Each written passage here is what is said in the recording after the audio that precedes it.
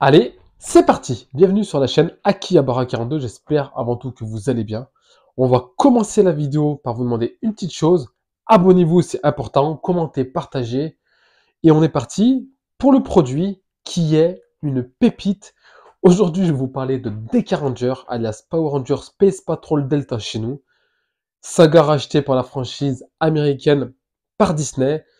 Lorsque j'entends que Disney a fait que de la merde, c'est faux. On n'a qu'à parler de Ninja Storm, Dino Thunder, SPD ou encore RPM qui font pour moi partie des meilleurs scénarios de la saga.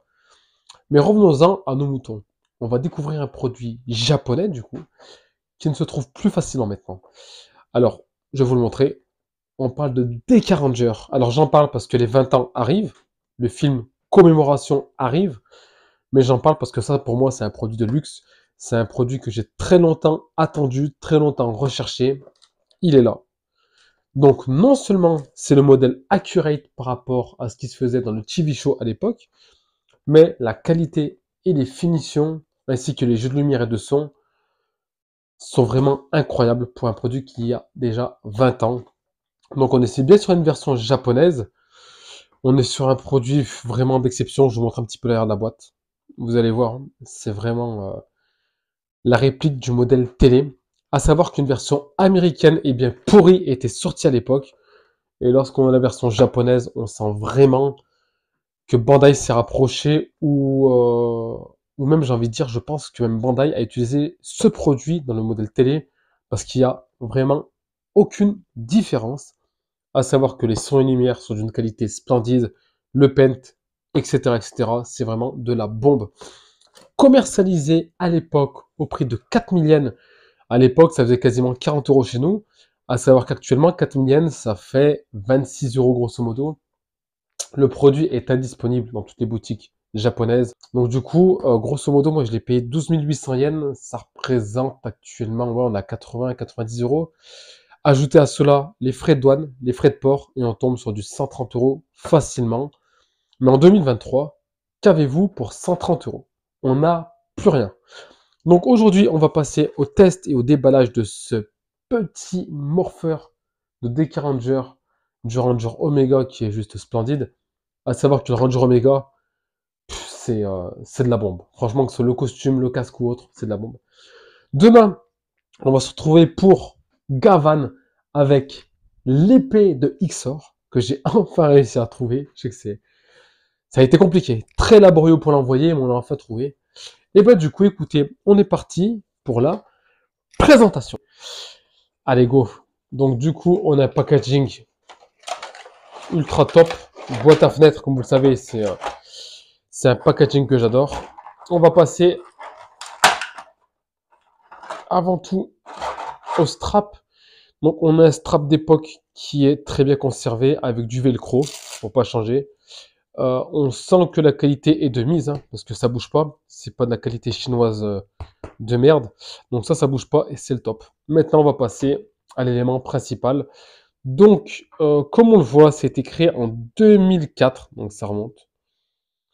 On a une belle finition. On a un noir laqué qui est vraiment sympathique sur les côtés. On a un bouton d'activation. Et on est parti du coup. Rien à dire. Le 6, génial. À ce niveau, rien à redire. La molette qui ressemble à une prise de moto, on l'active. Ce que j'adore, c'est l'écran qui évolue. Regardez bien. Donc là, j'appuie légèrement.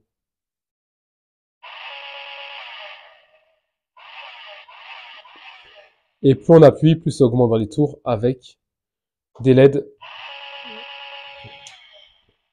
Donc à ce niveau, rien à dire. Après, ce que j'apprécie aussi, c'est le mode qui va vous dire si la personne est coupable ou pas.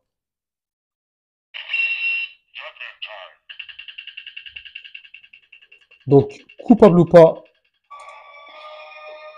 là, la personne est coupable. On va recommencer. On va recommencer. La personne n'est pas coupable.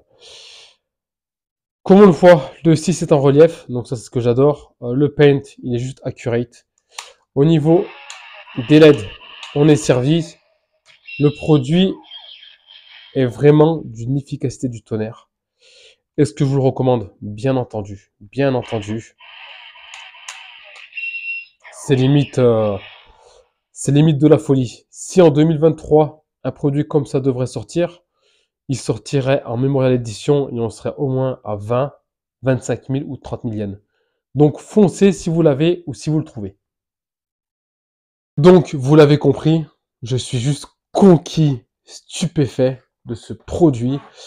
À l'époque, je l'avais trouvé en loose. En loose, je crois que j'avais payé 50 € il y a une dizaine d'années. Je m'étais fait plaisir avec. J'avais reçu un produit complètement merdique. Il y avait plein de défauts au niveau des pâtures. Enfin bref, la personne n'avait pas pris soin. Là, on a un produit qui se rapproche à 100% du neuf. Sincèrement, si je peux vous le proposer, c'est avec grand plaisir. Je vais essayer d'en choper d'autres au Japon.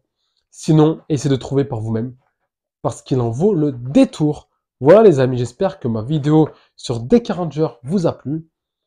Merci de me suivre et on se retrouve très bientôt sur la chaîne Akihabara 42. Et c'est parti.